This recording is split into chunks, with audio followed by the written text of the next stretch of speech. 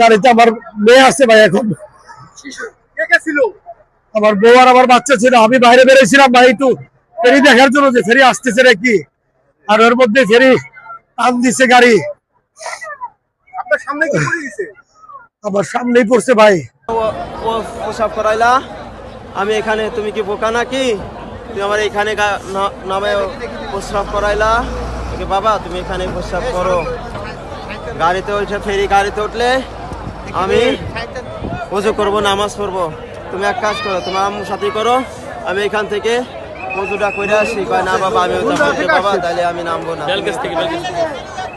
আপনার কি ছেলে? আমার ছেলে, আমার ওয়াইফ আর আমার শাশুড়ি আছে, আমিও ছিলাম। আপনি বাড়াইছেন কেমনে? আমি কিভাবে বাড়াইছি স্বয়ং আল্লাহ তাআলা জানে। হ্যাঁ। পরে ফেরি ঘাটে ভিড়ানোর সাথে সাথে গাড়িটা হালকা মানে রানিং হলো। আমি ভাবলাম তাহলে মনে হয় স্টার্ট দিছে, গাড়িটা আগাবে, কিন্তু গাড়ি আস্তে আস্তে চলে যায়। গাড়ি ব্যালেন্স করতে পারলো। প্রথম গাড়ি রানিং এ টান দিছে ফেরি তোলার লেগে, পরে গাড়ি